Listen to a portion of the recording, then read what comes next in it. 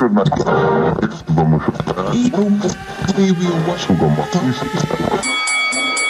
and gentlemen, welcome to Hand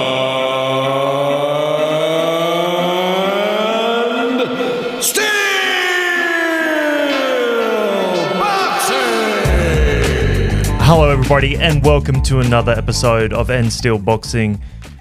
I'm your host Guy McKinnon and hopefully this is where you come to get your podcasts. I'm here joined today by the Australian sensation Mai Soliman with a record of 6-1 with 2 KOs, currently fighting out of the super flyweight division.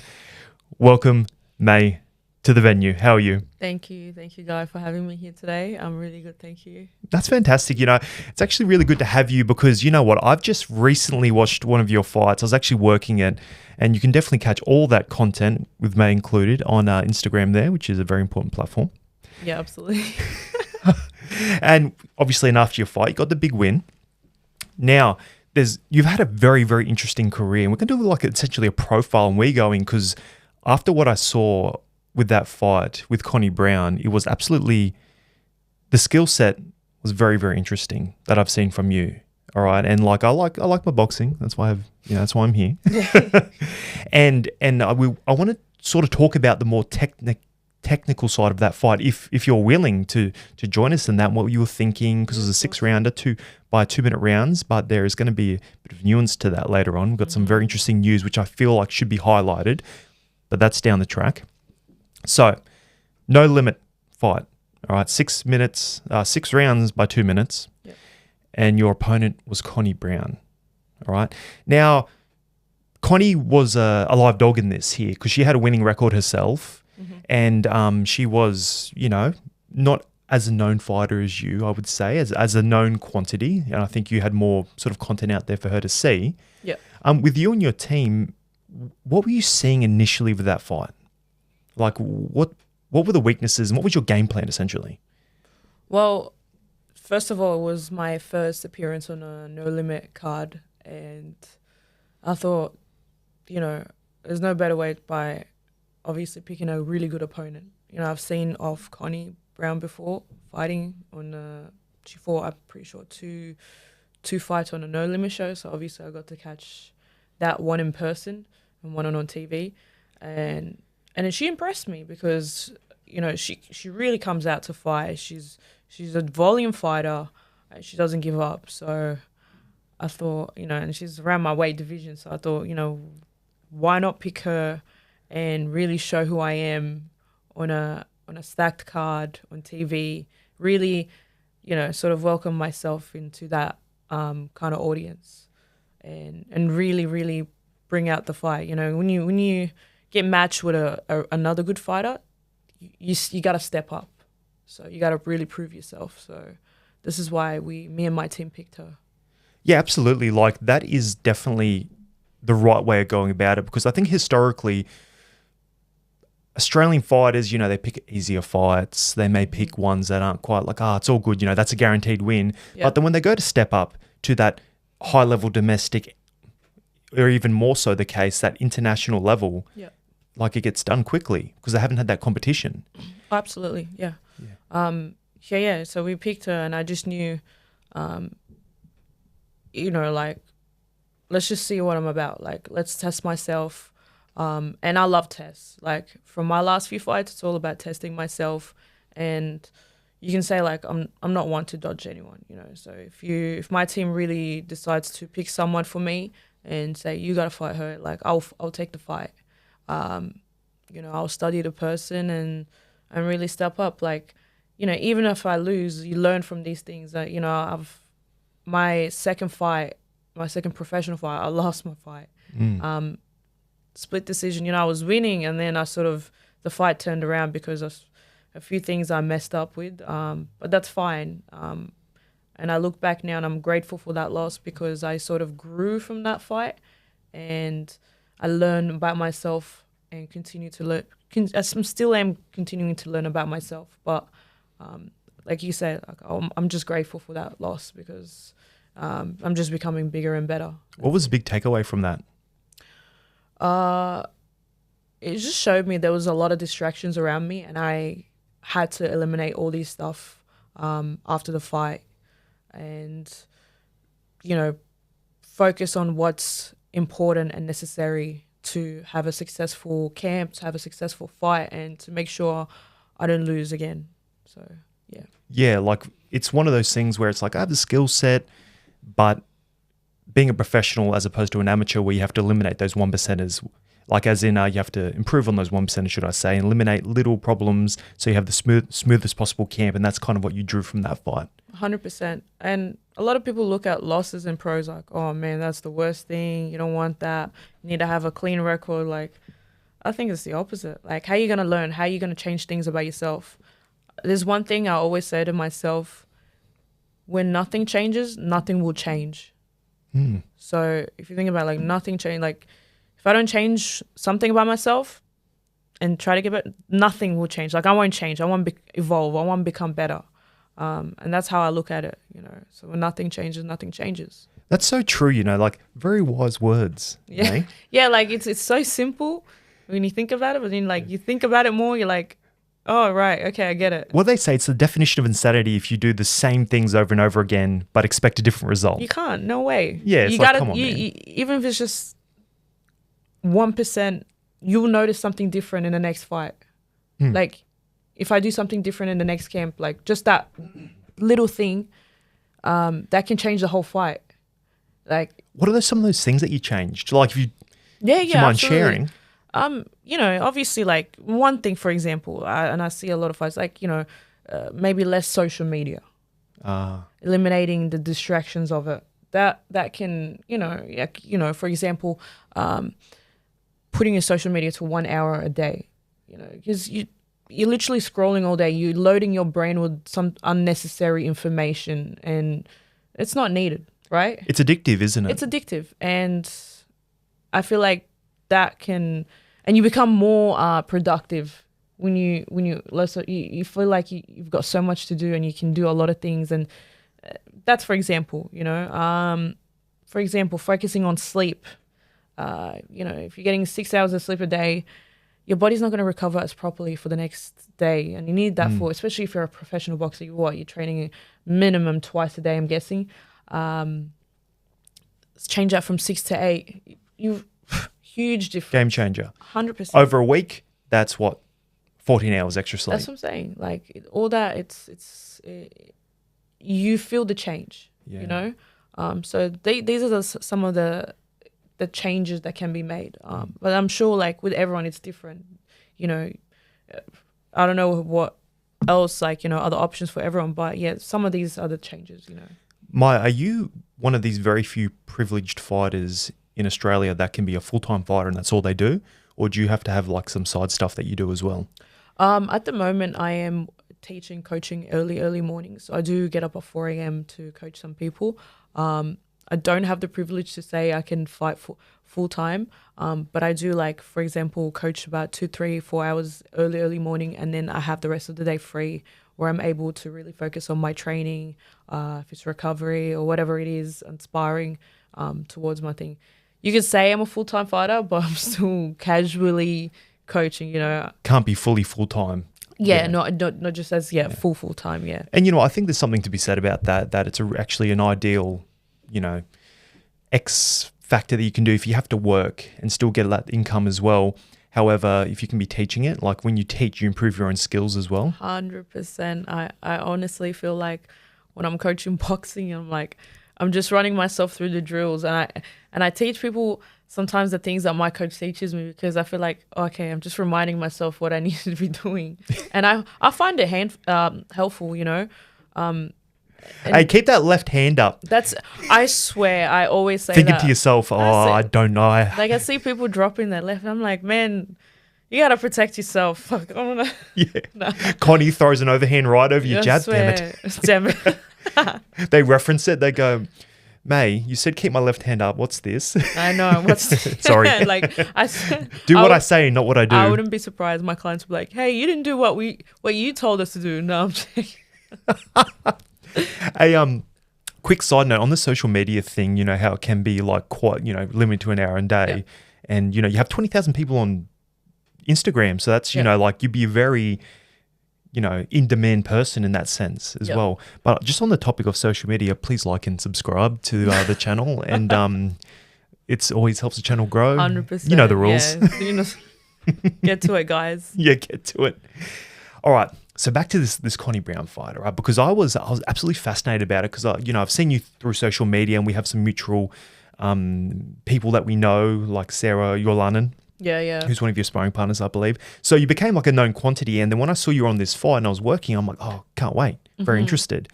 So I got there and I was, you know, going to observe The fight. Very interesting. I'm like, I wonder if she stops her, you know, like what's going Yeah. on. But I tell you what, Connie Brown brought it.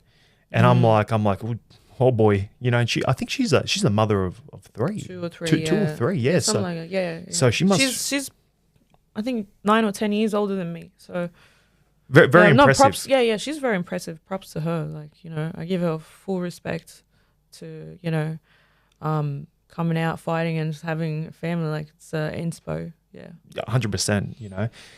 So with that fight in that first round, she really came out because those 2-minute rounds as well really just suggests that you can just go balls to the wall. In a female fight, maybe not applicable, but you can go boom. It's a sprint, exactly, and especially 6 rounds. So she's come out and she's hit you with a right hand that's just gone over the jab, I believe. Yeah. And you've taken it pretty well, and like that suggests to me that you've got a bit of a chin. Would you say that is an X factor there? Yeah, look, I think I got a bit of a chin, knock on wood.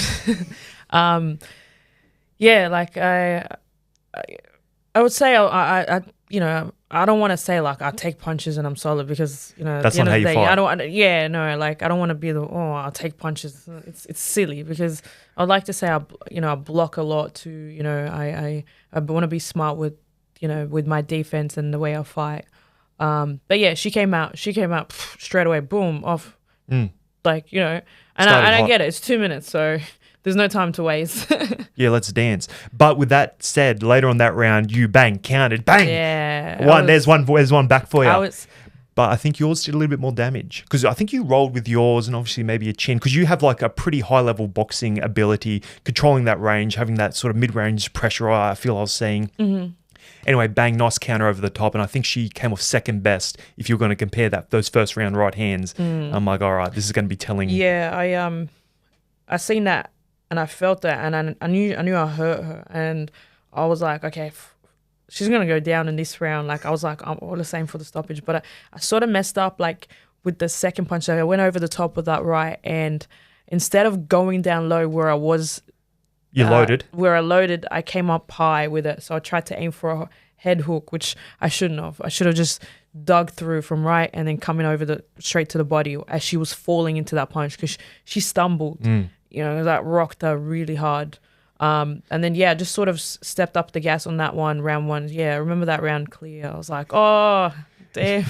Missed opportunity. Yeah, missed opportunity, but that's right. We're only within the first 10, you know, so everyone's growing, you know, 100%. 25 years old still, entering your prime, maybe in your prime, or entering, you know, and still working those skills. Hey, tell me about your team. Like, do you have like a nutritionist? Like, what does that look like? Yeah, so this fight, I recently, I was working again with Jack from Melbourne. His name's the Combat Dietitian on Instagram. He works along the fight dietitian, Jordan Sullivan. Jack and Jordan, they usually work with a lot of UFC fighters, a lot of boxers. So they're quite well known within the combat sports industry.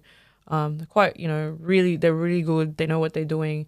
And I feel like that was probably one of the smoothest weight cuts I've ever had. Not that I felt like I was struggling or anything, but yeah, just felt like a breeze. You know, having him there helped me. It was just like, you know, kind of sort of like my focus wasn't just on the weight cut. It was just helped me mentally, like mental clarity for it. Yeah, mental clarity. Like I was just like focusing on the fight, what I need to do. Then they left the weight cut to him, you know, and just listen to what he was telling me, like eat this, eat that, do this. Trusted the process. Yeah, trusting the process, and obviously, you know, the rehydration protocol after the fight. That's very important. You know, obviously the weight cut's important. Now rehydration. How do you rehydrate properly? What do I eat after the weigh-in and the day of the fight?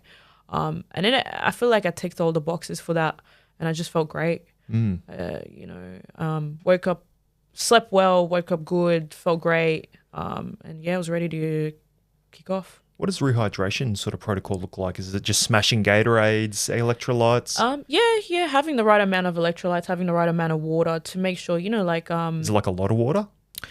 not too much, a lot, enough for you to make up for the water that you've lost, if it's from the sauna or from like a hot bath to sort of, pretty much you're drying yourself out, dropping that water weight.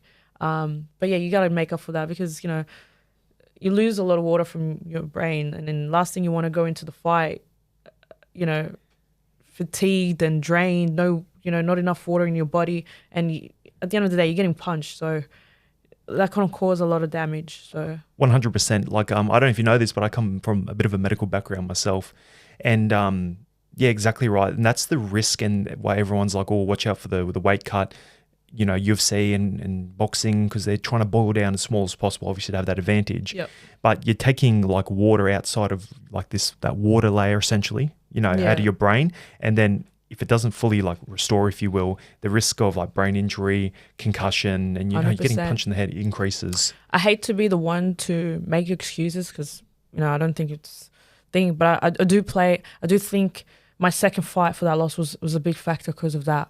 I didn't really have the best weight cut, and I feel like I didn't rehydrate properly. I was already sick. Right after the weigh-ins, actually, I was throwing up, and I actually didn't want to cancel the fight because I was just like, it's already here. It was for an Australasian belt, and I don't want to cancel it, And obviously, with us girls, we have our monthlies. So I did have my monthly. Okay, so I had everything that could go potentially wrong. Yeah, like I made weight and everything, but I wasn't the best me in that process. I was just like, this is feeling a bit shitty. Yeah. So I made weight, felt sick, had the first bite of food after the weigh-in, and I remember in the same venue at the weigh-in, I was eating and I was like, oh God, I'm running to the toilet. I was just like, I don't even want to say it. I was like, but yeah, and you're trying to rehydrate and it's coming out. And the whole night I was just throwing up. You can't perform like that. You're a professional athlete. She's probably was feeling good for that. Just feeling good, yeah. I mean, what can I do? I can't take it from her. And yeah, so I went into the fight and first round, second, third was okay, I remember. And it was like almost like a computer and it just turned off. I do not know anything. I don't remember. It's not like I got punched, but it was just like everything shut down. Yeah. Like my brain, everything. I was like, no, I'm not even thinking straight. My coach was talking to me. I'm like, I even said to him, I'm like, you lost me. I'm like, I don't even know what you're talking about anymore. Mid-fight. Yeah, right. And so my old coach was like, oh, fuck. You knew I lost you, mate. Like, I was like, so yeah, that's what I'm saying. Like, so a lot of things went wrong for that fight. But like I said, I don't want to make excuses. Like, it is what it is. It happens. And there's so much I've learned from that fight. And so obviously making sure that none of this or anything else can happen again, for me to lose. Agreed. You've gotten, these are the things that improve fighters. One thing which might be controversial, but I would like your opinion on this. So, in that period of time, like your 2010s, when Floyd Mayweather was the guy, Manny Pacquiao and Floyd Mayweather was this guy. Yeah. And they were meant to fight, and they obviously didn't. And I feel like at the time in the boxing world, the emphasis, and this is probably because of Mayweather, he's the face of boxing, right? Yeah. His emphasis on his unbeaten record was so immense, and that trickled down to other fighters in which, you'll make a heavyweight, title, and then you'll lose, all right? And then you're done. Your career is done if you have one loss on your record. However, recently, and I feel like that damaged boxing. 100%. All right? And I always thought Floyd Mayweather he was a great boxer, but I never loved his style. I was like... The way he fights? I'm like, yeah, you're great. You're outboxing him, but it's not like as exciting as it could have been. At the start of his career, he was more of a offensive fighter. He was a killer. Yeah. But he realized, I got to protect myself eventually. I got to be smart. So he switched up to becoming more of a defensive fighter. Yeah, 100%. But I know. you're the It face became, of it became, boxing. I know, and it became some, to people who don't Cherry watch, picking. became to people who don't watch boxing much. It's a bit boring because they want to see knockouts. They want to see a brawl. Nothing like being Yeah, slick and that's for the purists. yeah, And he got really popular because all the behind the scenes, build up to the fight, all that stuff. He was talking trash, TBE, Yeah, whatever he built. Yeah, I know. Yeah. Like showing off his money, showing off his private jets. That's how he grew his fan base. People want to see this guy like rolling around with big security guards and yeah. and sometimes you look at boxing, it is a business. Sometimes. No, I 100% agree with that point. It is a business and it's prize fighting. Right. And you're there for the money. And that kind of takes me down the track of like the Jake Paul situation, where it's like the boxing purist in me is like, Jake Paul, I feel like you're damaging boxing. You're a like an Instagram star. You're a child star, and then now he jumps into the boxing, and he's fighting just old UFC fighters, retired UFC fighters, like an older Mike Tyson. I'm like, this doesn't do the thing for the sport. Yeah. And as a boxing purist, I have a disdain towards it. However, from a business perspective, I go, this man just wants to make money. 100%. And I can respect No, that. yeah. What are your Look, thoughts? I'm the same as you. Like from me being in boxing, I'm like, man, this sucks because it just takes away the best part of boxing and stuff and everything. But again, from the business side of it, I'm like, man, you're just trying to cash in, and I guess, and what can you do? People who don't watch boxing or don't understand boxing properly, they enjoy that. So that's how he makes his money. Regardless of people, hate him or don't like him, they're still going to tune in. So Exactly. And there's something to be and he knows it. He knows. he knows Yeah, it. yeah, yeah. Get this, right? And the more they talk about him, even if they like online, it just gets him even more popular. Yeah. Agreed. Here's the thing. My sister doesn't like boxing, right? And she's like, oh, do you hear Jake Paul's fighting soon? I'm like, she just, Instagram. So I'm like, oh, don't say that name to me. You know what she bought me for my birthday? What? Jake Paul t-shirt. Oh my God, she did not. I'm like, you've just encouraged him. He's selling t-shirts off your dollar. Yeah, I know. That's what I mean. Like, She trolled me. like you said, she doesn't like boxing. No. She probably doesn't even care about him. But like, it's literally she's talking about him, and then she buys his shirt. So it's like this guy's like, Hey, all right, see, You've printed. There you go. That's it. Like easy way. And with that said as well, there's something about the villain that people love to see. Like Floyd Mayweather played the villain. Right. Can I speak? Floyd Mayweather played the villain. He's playing the villain. And if we come back down to the Australian perspective, Mundane. oh well, yeah, he's a master at it. But Right now, we got Zarafa. There it is. Exactly. Big dramas. We'll go into that a bit later. But Yeah. yes, that's Zarafa. Anyway, back to this Connie Brown thing. We're going these little side Yeah, tracks. sorry. No, it's interesting. I like to hear your thoughts on these things. That fine boxing brain of yours. My overall view of that particular fight with you, against Connie, was coming forward, that pressure fighter. You were countering very nicely off her mistakes as well. I found where she was finding a bit of success was over the jab. I think you're that lead hand as well, and finding that. Yeah, she That punch? She would try to come with a right, but then most of the time I feel like I didn't let her get through too much because I'll just keep that shoulder up higher with the jab, so keep my chin tucked in. So if it's anything, it would just roll off the shoulder. But yeah, she had success. There's a few things I could have changed about what I was doing.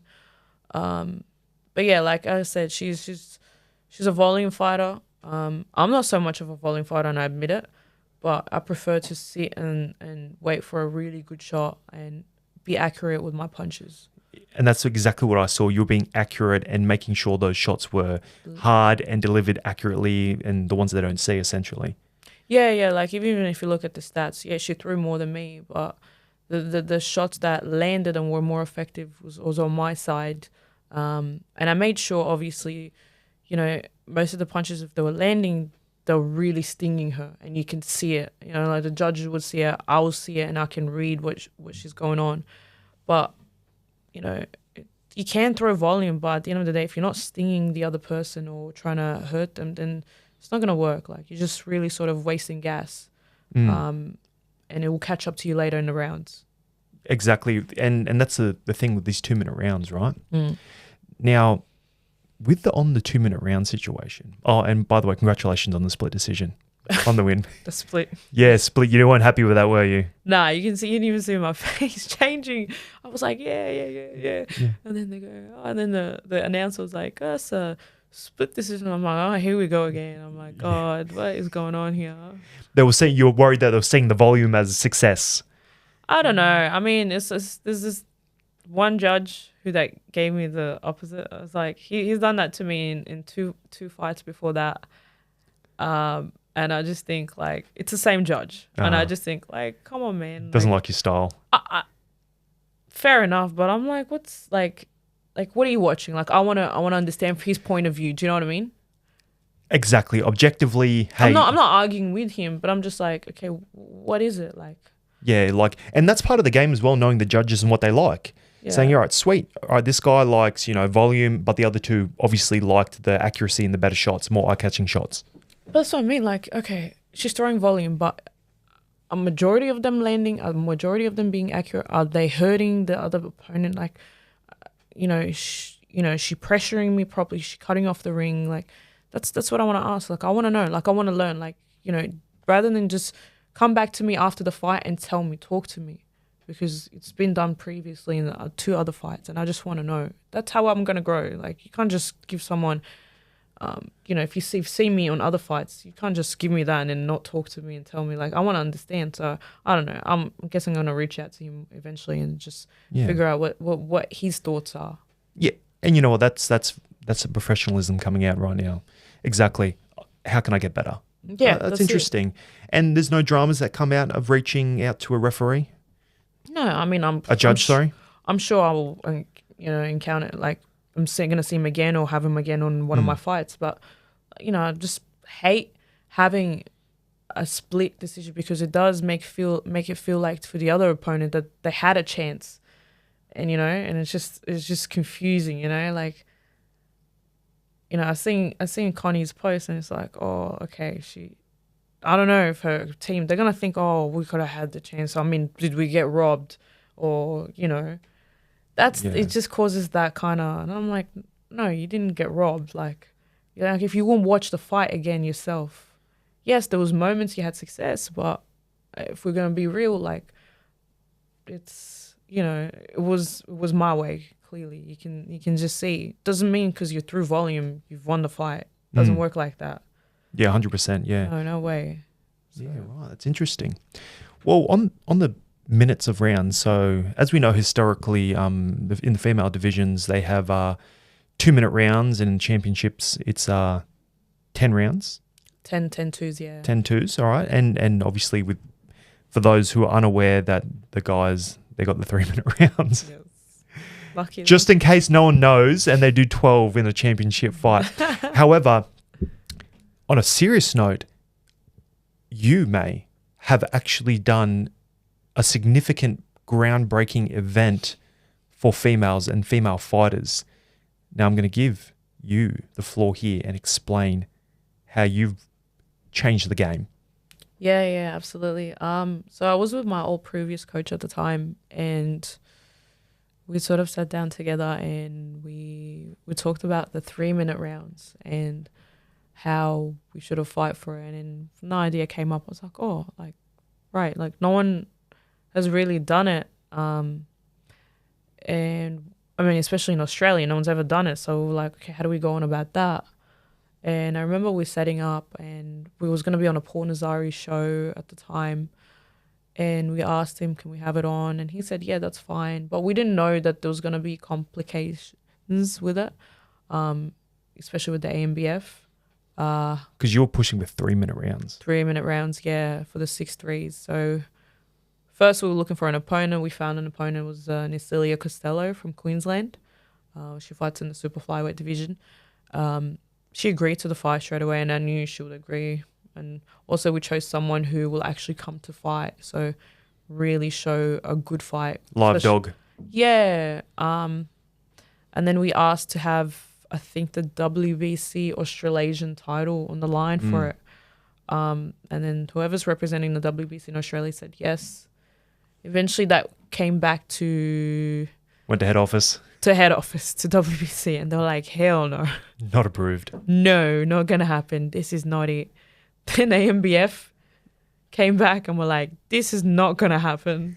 No way. Such an old school way of thinking, isn't it? Oh, yeah. Like, this is dangerous for women.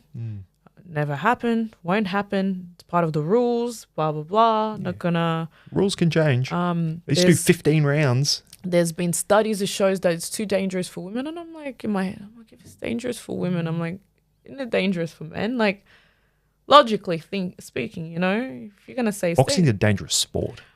Thank you. If we're going to talk about dangerous, then boxing is dangerous. And let's not talk about that, because then what are you going to just ban the whole, cancel the whole Exactly.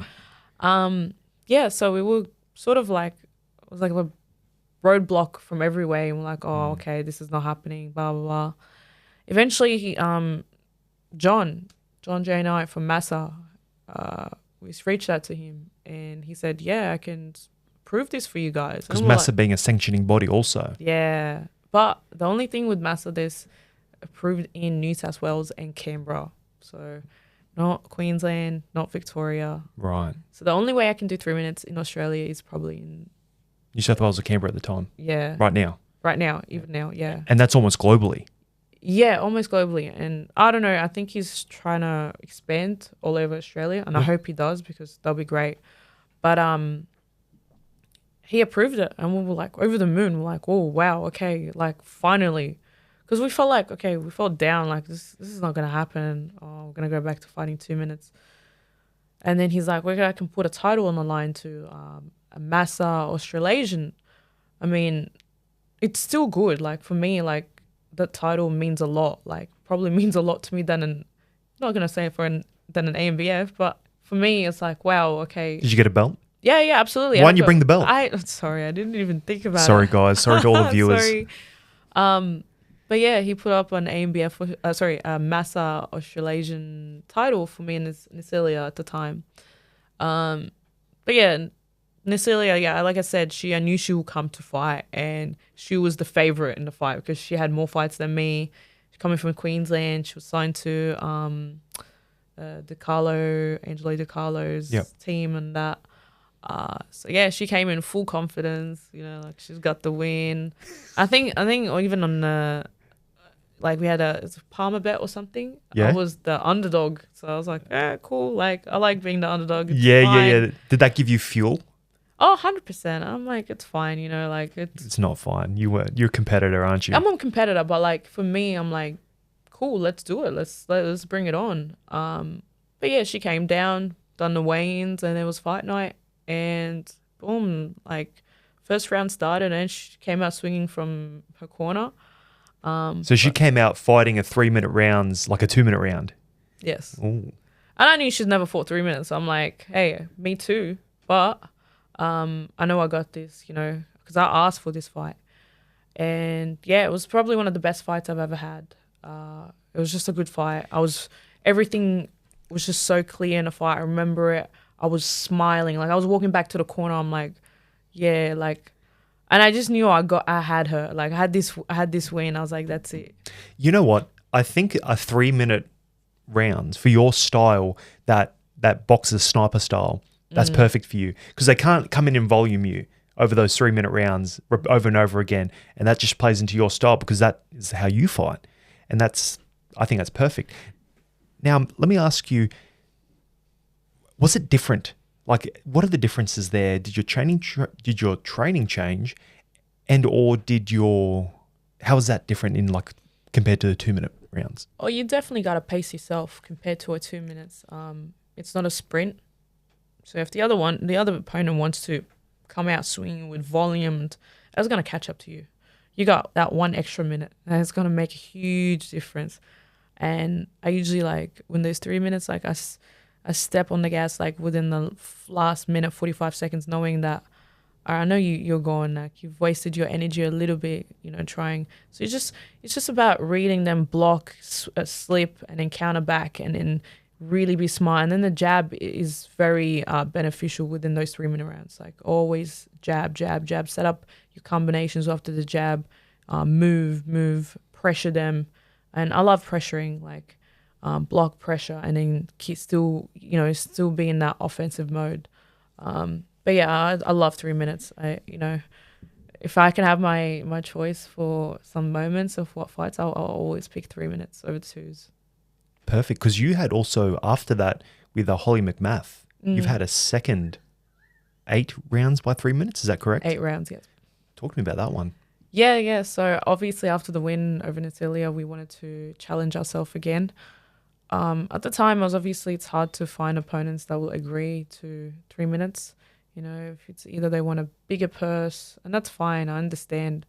Or, some people are not, a big fan of the 3-minute rounds.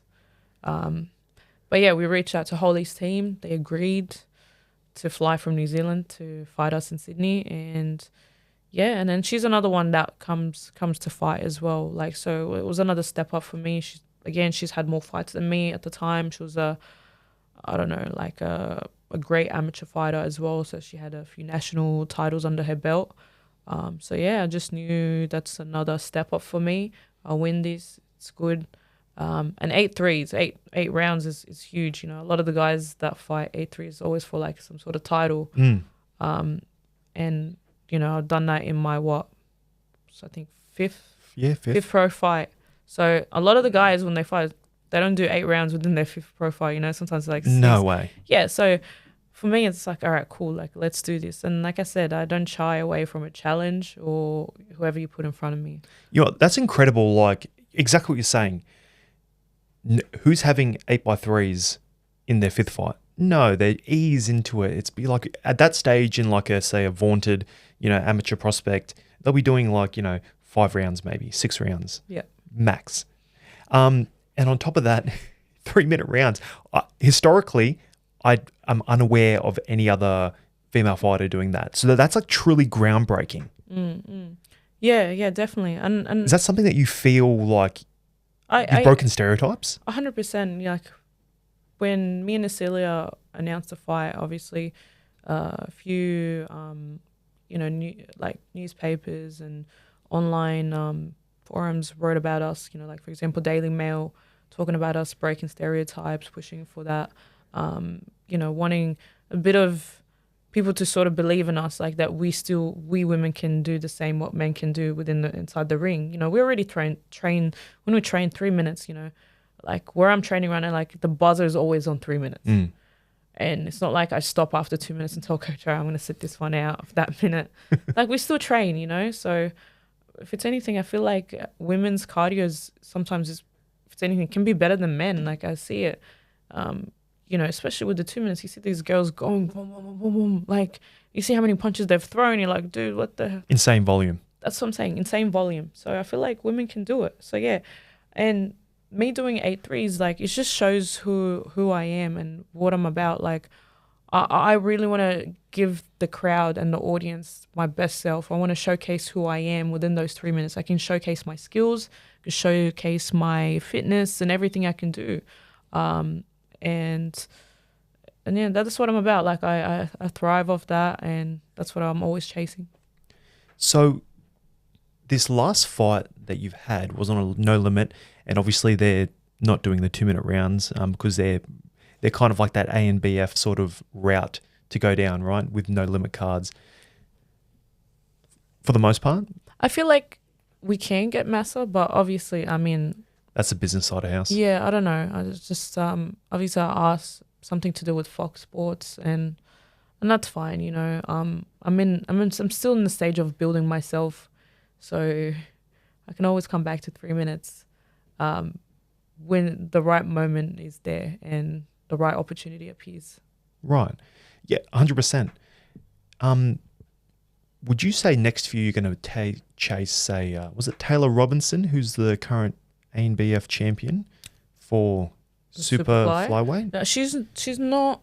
She's not the super flyweight champion at that, but she is ranked high on BoxRec. Yeah. I don't know. I think like top 10 or top 6 in the world. Mm-hmm.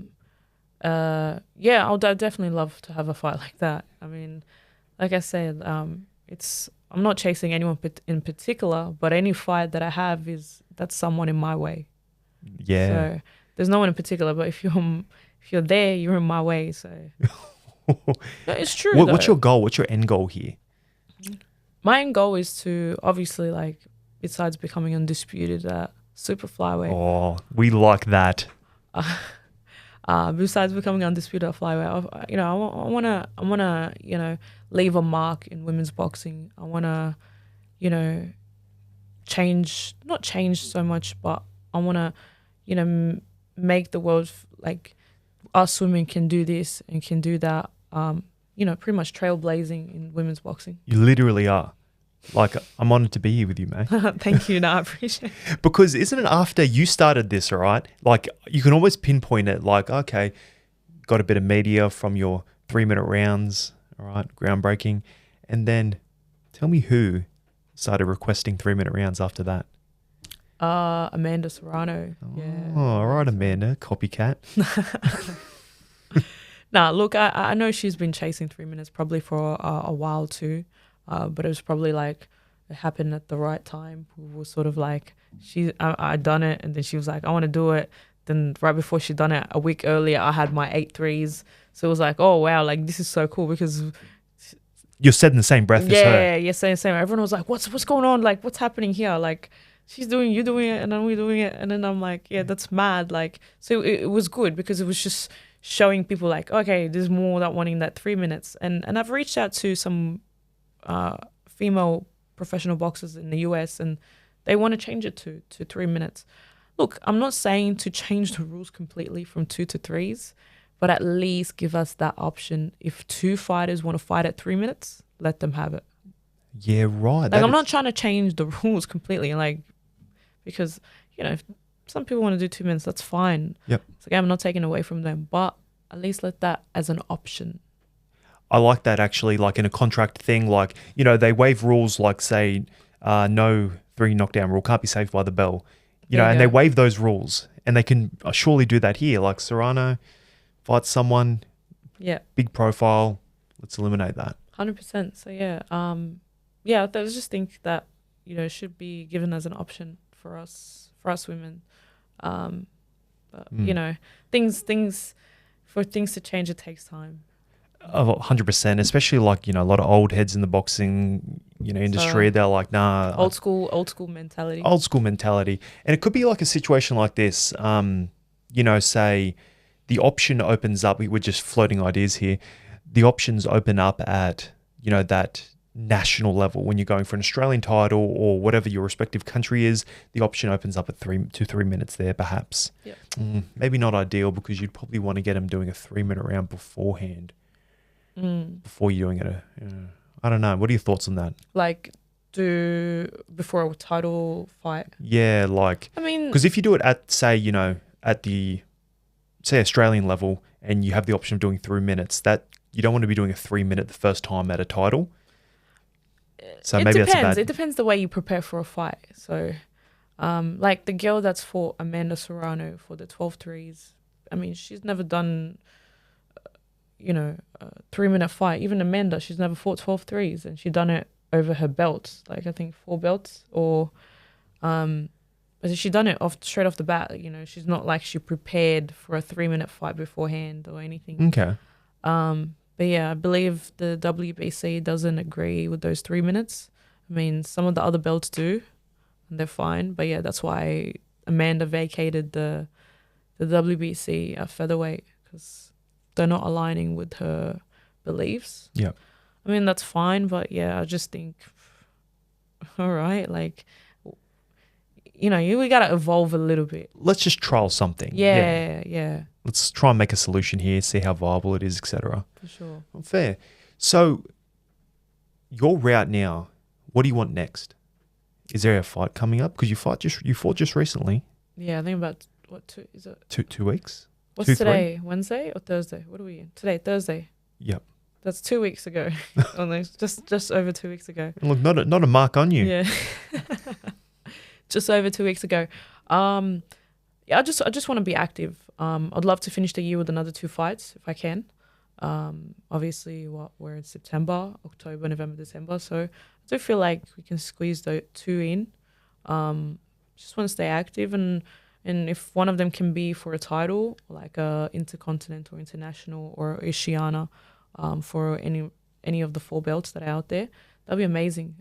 Just so I can get my ranking in there, and then get into the mix and get more serious about what's happening. I want to, as women's boxing, a world title fight's not too far out for us. No, it isn't. That's right. Like, it can be a quick. I was seeing some of the girls that are in your division. Yep. And they're like, the champions have like 15 fights, so it's pretty fast tracked. Sometimes even less. Yes. Like the Japanese Mizuka Harada, she's a WBO super flyweight champion. She's a world champion at for the WBO, and she fought for the WBO title. I think in her fourth pro fight. That's what I mean. Like, lucky her. Yeah. So, but yeah, she's holding the title now, and from third or pro fight. Yeah, it's like, good on you, go snatch it. That's it. If you can hold her, why not? You want her, don't you? Out of all the champions, there's 4 separate champions There's 4 each one. separate It's a bit champions. spread out. Whatever. I would.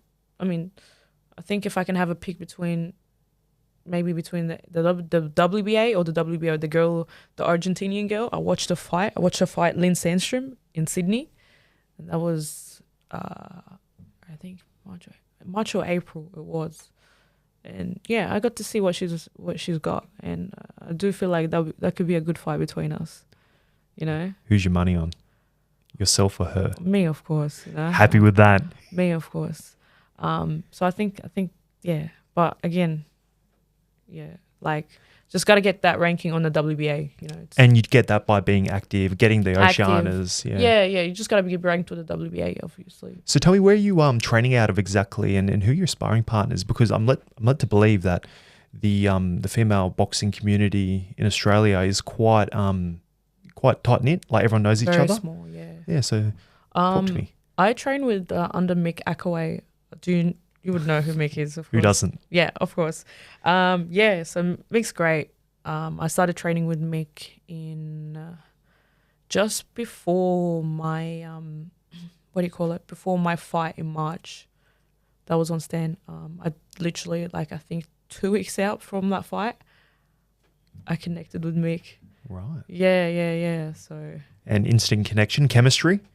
No, as in connect, as in I started training with him. Yeah. And obviously, and after that, we just kept training. And yeah, the last fight was. Sorry, when I meant chemistry, I mean as a trainer and fighter. You know what I mean? Oh God! Sometimes, I always I've lived here for so long, and I always think I'm God, I'm so bad at English sometimes, and then I'm so bad at Arabic, and I'm can I speak? Can I even speak alien language or something? From Egypt, Cairo. Yeah, I'm from Egypt. So when everyone says, sorry, off topic. No, when go. everyone says hailing from Egypt, Cairo, everyone probably thinks man, who's this outsider? As I'm walking out to my fights, and I just think, hey, I'm representing my country where I'm born. G'day, mate. Yeah, they probably think oh, okay, she's not Australian at all. She doesn't live here. I've had messages on Instagram oh, how long have you been living here? How long have you been living here? I'm Ever. Yeah, that's what I'm saying. So yeah, so it's just but yeah, I started training with Mick, and yeah, that last fight with No Limit, that was the first time I've had him in the corner with me. And how does, without really revealing too much information, but how does he make the game plan? He's obviously a bit of a vaunted trainer. Yeah, he's is he crunching tape? Is he I want you to do this? Is he hard on you?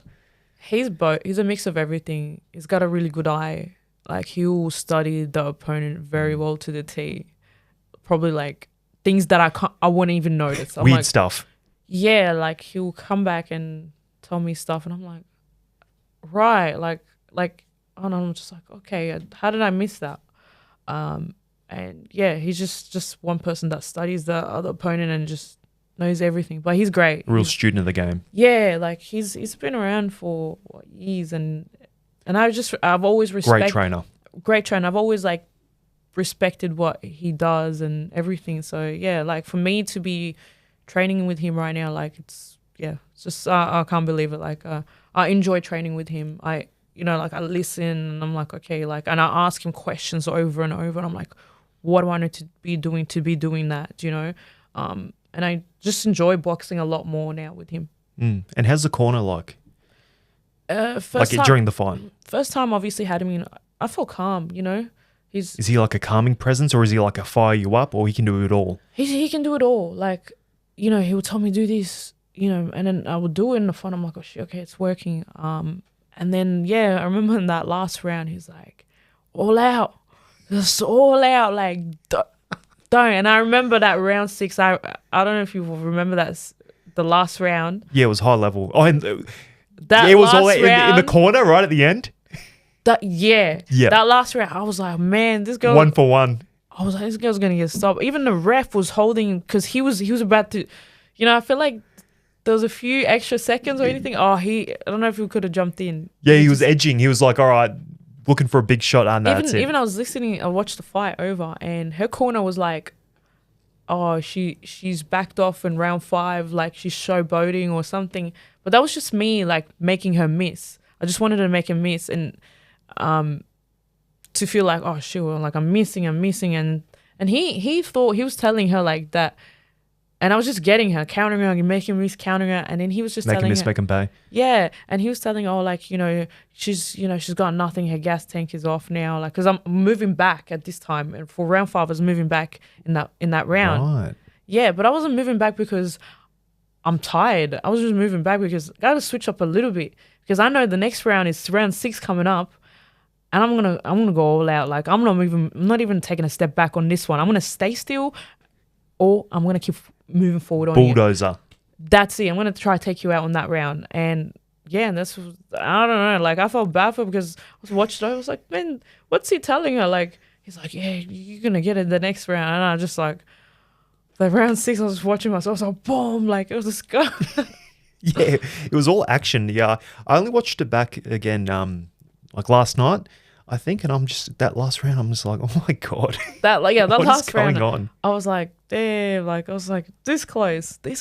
Yeah, if there was another, say, 20 seconds, something like that could happen for sure. That's close, yeah. But yeah, exactly. In that round before, you're like, listen, I'm going to preserve a little bit of gas tank here, and she's being aggressive. Maybe she can walk onto something. Maybe is that what you were thinking? Yeah, definitely. I was just, I wanted to make him miss her punch, like just overreach, and then it's tiring losing and sting her, like get inside, like get low, get to the body, and then come over the top, or jab her out. And just move back, like give yourself a break and be smart with what you're doing as well. And then just, I know that the 6th round's coming up, and that's the last round. And then that's when you just go forward. Bulldozer, pitbull That's style. it. But yeah, like I said, Mick can do it all in the corner. Being calm, telling me the instructions, what I need to do, and then if he needs to fire me up, just go all out. Yeah. So good. Yeah, because you only get a little bit of like insight into the corners and then the game planning and stuff. It's very interesting to me to know these 1%ers, how you're making the game plan, what that particular trainer is like, what's his tendencies. And this isn't like I want to know your game plan, but it's just interesting, and for the listeners as well to know this technical side of the house, I think. Yeah. He's very technical. He's just not just a pressure fighter. Like when I seen, obviously when I started training with Mick, like he's a very good defensive fighter, like he can mix it up, stay in that between the offense and defensive, in and out, and just being a smart fighter. But yeah, just, when I came to Mick, I feel like he didn't try to change who I am, but he just kept adding onto what I'm doing. And then that's why continuously, like, I'm still learning off him, and I just enjoy evolving and becoming who I am today. And I'm still, like, there's so much to learn, and I'm excited to learn more. That's it. 100%. Yeah. Very interested to see your next fight. So who are some of the trainers that you are, sparring partners that you're with? Who are your main squeezers? Main squeezers for my last fight, I will say Sarah Gallinen and Chanel Dargan. Yeah, they've helped out a lot. I did spar with Tawana Campbell once in the lead up to the fight. But these are some of the girls that, that I know that they're top. I respect them a lot, and they really bring it. And I feel like, between each other, all of us, we grow, we learn, even if we have good or bad sparring days. All have different styles as well. Yes. So, yeah, I reckon that'd be perfect for you because, you're a bit of a boxer sniper yourself, I think. Sarah is also that Yalonen, that is.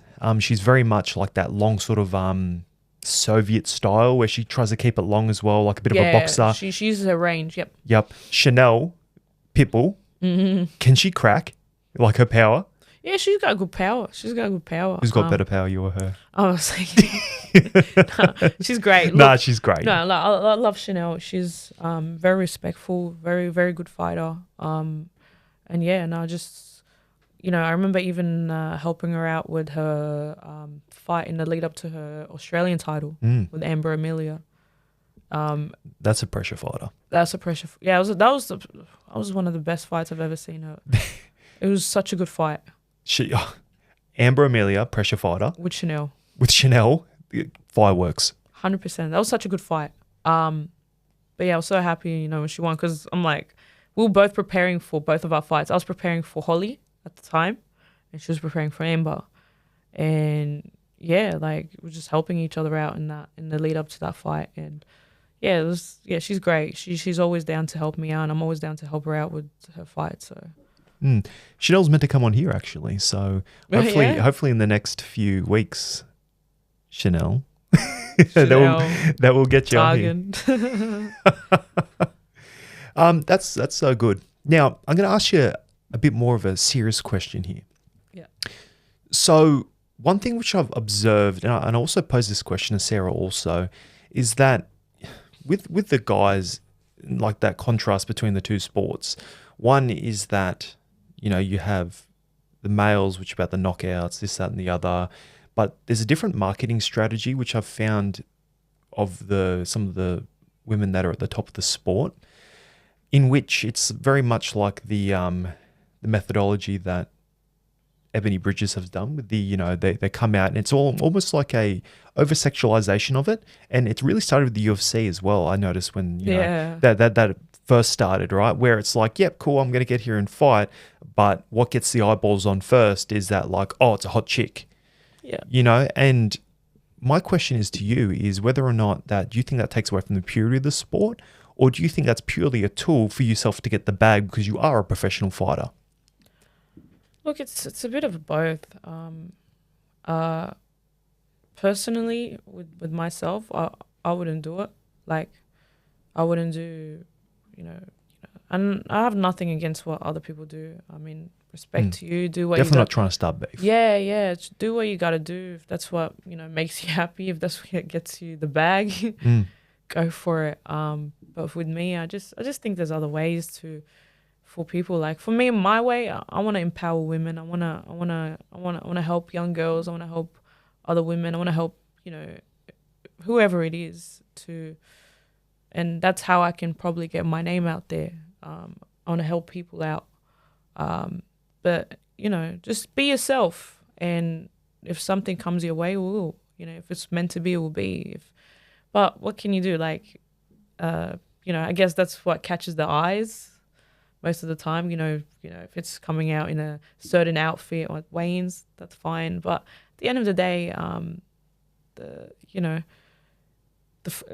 being in the ring, that's what's going to do the talking. That's what I always think.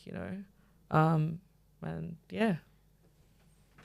That's very insightful, and I'm not joking. I'm not taking the piss. That's very interesting, and there's different methodologies. So you're essentially saying that it's a tool you can use.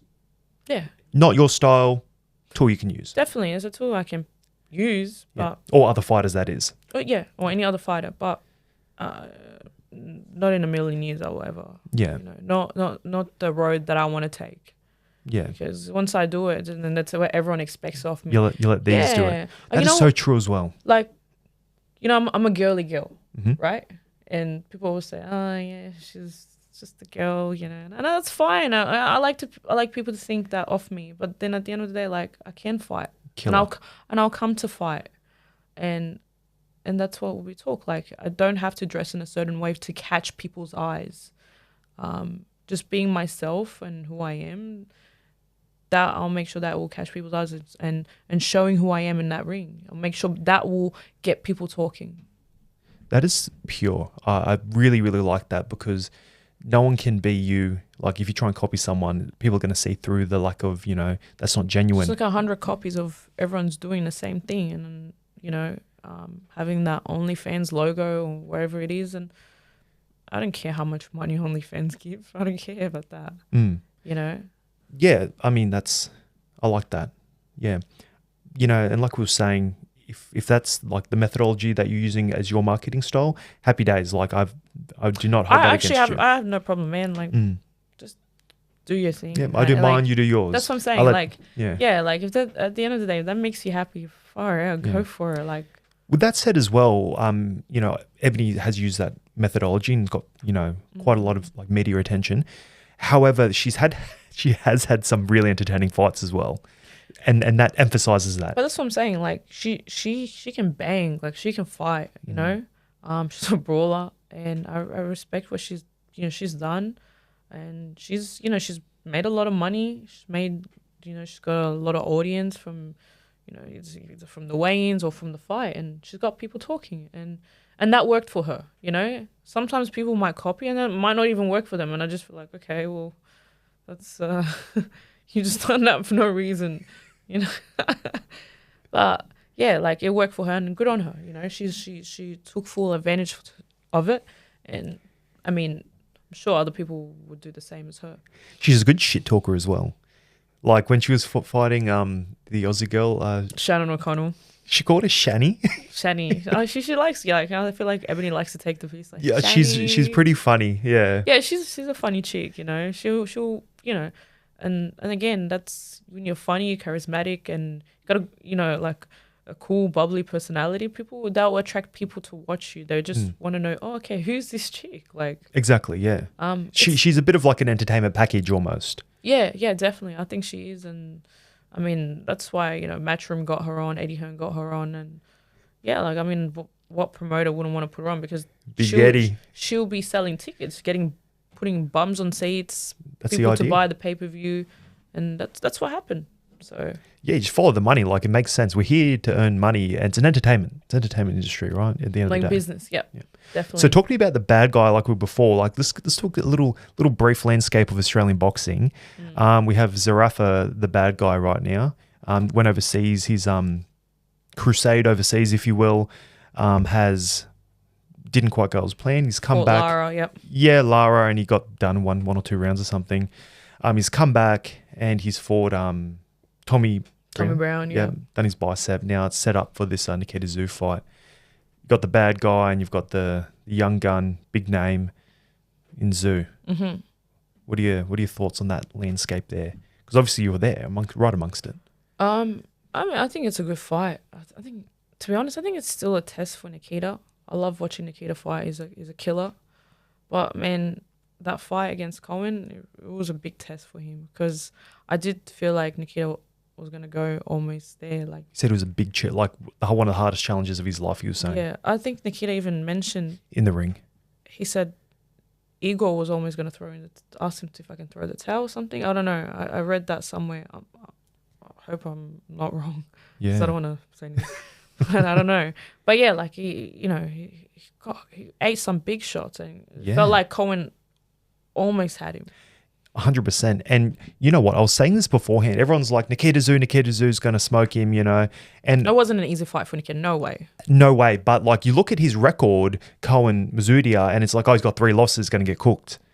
But I remember my very first commentating job was with Onsari Yolanan's fight when she got the against Ricky. Oh, sorry, on Ricky's fight night. Yeah, that's right. And he was my co-commentator. Oh, he's come on. So we were chopping it up all night, and I got a lot more interested and got to know him a bit better and his style and how he thinks. And I'm looking at it now when this fight got announced. I'm like, nah. This fight isn't an easy walkover for Tszyu. No, this is a challenge. Yeah, he's a lot better than this record may suggest. Yeah, definitely. And you saw that. Sometimes you look at records and people just overlook it and you think, oh, this is the easy, but it's not. Just because someone might have, say, 5 losses, hell no. Like there's fights where people who are undefeated and they come up against someone who's like with 4 losses and you think, hey, this is another easy win, and they just get knocked out. Get cooked. Literally, you get knocked out. I've seen it. I've seen on like some boxes over in the US, and you're like, dude, what the hell just happened? Yeah, like Montana Love losing to Spark and Paro. Yeah, he was trying to like cheat his way into a win when he threw Spark over. Yeah, I know, right? That was wild. And then Paro just was easy work, like made it easy work. Yeah, 100%. And then he beat Sabril Matias. Yeah, now he's the boogeyman of the 140 division. Yeah, I know. I don't like the matchup if he comes here and potentially fights Haney. I don't like that matchup for Paro. Why is that? I feel like Paro is a bit of a pressure fighter. Mm-hmm. I don't think he's got those. His style isn't necessarily keeping on the outside like Haney does. Mm-hmm. Okay, he's quite that. He's Mayweather-esque. He's very defensively sound, defensively smart. He doesn't have quite the snap of the Garcia with that check hook there or that. Oh, I know what you mean. Yeah, like he's like explosive. He is explosive, but not quite. Doesn't have that super refined left hook, which not many have. Like Garcia did have. Garcia had it. Like he was just timing it very well on Haney. Exactly, and they fought like a bunch of times the amateurs as well, so they had like that pro experience. He knows. I know what you got. I know I'm gonna know what I'm gonna bring to you. Exactly. So with Paro, like I'd be the one to be the happiest to be proven wrong, but I just don't like that matchup. Yeah, I get you with Haney, just style wise. Way too different styles. Yeah, I think Paro against Sabril Matias, it was just a good matchup. But great matchup because Sabril, he was like a bit more flat-footed. Yeah, but Paro bet on himself for that one. Like 100%. Everyone was avoiding Matias. Like sometimes I always think if you don't take the fight, how are you gonna know? How are you gonna like with me? I'm like I always think, all right, this girl might have more fights than me. This girl just seems dangerous, but how do I know I'm not going to be the better version of her, like better than her if I don't take that fight, Exactly. Like test myself. Let's really test myself and see what I'm about. And that's what he done. Like he's like, I'm going to test myself and see. Bring it. And he fought over in Puerto Rico. Yeah, probably with like 10 people supporting him. That's what I'm saying. Like he didn't have a home crowd and the judges and the refs were against him in that fight. Like they got it right in the end, but I was very, very worried about that. Yeah. Imagine like he got robbed. So, it's dangerous. It's such a dangerous fight to take because everyone's like, oh, just looking at the other guy and they're like, oh, don't worry about Paro. He's going to lose. He's going to get knocked out, But no, props to him. No, they said it was going to be a mismatch. I say matchup. Oh, man. You know when you won? I remember I was overseas in Egypt. I was like, yeah. I was going nuts. I was watching it here. Like, yeah. I was like, let's go. Take that. I was like, that's so. It's just so good for Australian boxing because when we have someone that goes overseas and wins such a big fight like that, it's just we have more eyes and views on more Australian fighters because everyone just overlooks us like, don't worry about them. Like, they're gonna come to the US, they're gonna get smoked. They come to the UK, you're gonna get smoked. And it just doesn't give us other fighters or chances or opportunities to go out there and prove ourselves. Because we just get overlooked like, oh, don't worry about Australian fighters. Hey, mate, let me say, there's been a rebirth of Australian fighters right now. Mm-hmm. I mean, from in the female divisions and the male divisions, like, Jaya Pataya. Oh, my God, to fight, weapon. Amazing. And then you have Tim Zhu. Tim Zhu. I mean, here we go. I actually was also just doing a little bit of little research here. So, do you know Tim Zhu? Yes, of course. Yeah. You guys are cool? Yeah. Would you call him a friend? Yeah. He was. All right, perfect. Here's the plan, all right? I'm your manager. Cool. So, you can go down to flyweight, right? Yeah. All right, it's only 3 pounds. Yeah, so what is it? 1.5 52.2 to 50.8. All right, I got the plan here, right? We're going to boil you down. Okay. Down to flyweight. Okay. Right? We're going to go up and we're going to go for the IBF world title. IBF world title. Yep. Gabriella. I know where you're going with. We're gonna get some revenge. I know, we're gonna get some for revenge. Tim Zhu. We're gonna fight Gabriella Fandora. We're gonna get his sister. We're gonna get the sister. She's a tower too. She's a tower. That's right. You've got it. She's a tower. Like I was thinking, like, what are these guys are fighting in a division that's not their. Yeah. But somehow they make the division. Like, Yeah, it's like, excuse me. So for clarity, Sebastian Fundora, who Tim Tszyu lost to with the cut on the head, his younger sister is also a world champion at flyweight, Gabriella Fundora, and we're gonna get Mai. We're gonna get May. I mean, if the opportunity comes, yeah, hell yeah, I'm gonna take it right away. I'm gonna snatch that opportunity. I think a fight between us would be great. She's slick, but I'm hungry. Like I just she's tall, so I'm gonna try chop that tree down. That's it. And just come over the top. Take it to the body. Big nasty hooks. I love going to the body. Just something like I feel like it's very underrated sometimes in women's boxing. I just dig into that body. It's just the ovaries. Yeah, you're like sorry. Sorry, not sorry. Sorry, not sorry. Do you have a ring name? When I first started boxing, because my name is May, so I don't know if you'll take a guess what people were calling me. Mayday? No, God, no. No, you gotta. We were literally talking about him before. Okay, hold on. What is it? You was talking about Floyd. So what was Floyd's name? Money May. Money May. Yeah, right. Yeah. Yeah, right. I like that. Yeah. And that dropped off a little bit? No, it's not even. Mayday. No, so everyone was calling me like one coach was calling me Money. Yeah, Money May, and then it just stuck with me. Like if someone calls me Money, like I'll sort of like react to it straight away. Your money. And actually on my fight on Stan, I got announced to the ring as Money May, and even when I won as well. So the commentators were like, "No, don't worry." Like even the announcer was like, "Do you want to have a nickname?" I was like, "Oh, people call me sometimes Money May." And I'm like, "But don't worry about it. I didn't have to." And then I hear, and I'm like, "Oh shit, he just called me Money May." Yeah, they've locked in on it. Yeah, it's like, but it's fine. I don't mind. I mean, I don't have a name that I go off by. Like I'm not telling people like call me by this, but I mean, I'm fine. I'm sure like there'll be a name that people sort of. Yeah, it's Mayday. I mean, I'm not mad about that. It's not bad. We're going to put it to the world. Yeah. Let's go comment below and see if you're happy with that. Thoughts? Thoughts, Mayday. Or Money May. Hey, just a quick side note on names. I know it's going to be controversial now. I love Tim Tszyu. I'm a very, very big fan of him. However, that nickname that he has, do you know what it is? Shit. I forgot that. I mean, I know, but I just sort of... The Soul Taker. The Soul Taker. I don't think that doesn't get green light by me. He didn't even give himself that name. No, someone else gave it to him. I think a commentator, the Soul Taker. Yeah, they're like, he was fighting someone. I forget who it was now, but they're like, oh, when he goes to the body, it's like they're taking their soul. And I'm like, Soul Taker just doesn't roll off the tongue. Yeah, no, I don't think, and then I don't think he's really ever called himself the Soul Taker. No, like, they've given that to him. So that's what I mean. Like fighters will be given names that they've never really even announced it themselves. So I think that's one of those cases. So I'm a big fan of Nikita's, the butcher. That's how he fights. That's a nice one. I mean, he's like, I'm a butcher.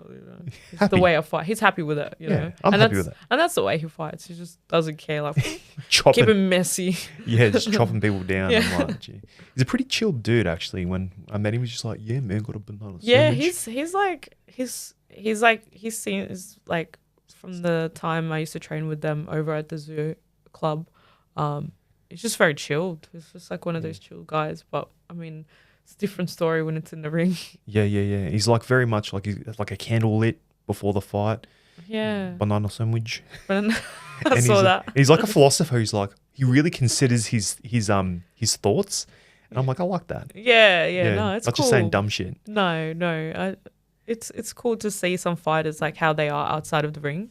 I like to see like what their personality is. And it's just, oh, okay, cool. Like this guy's actually chilled, zen, you know? Yeah, zen. Yeah, that's it. Oh, perfect. May, I've got one more question. If you're going to give advice to a young girl that wants to become a professional fighter and take the same route as you, what would you give her? I'll say be yourself. Don't give up on your dreams.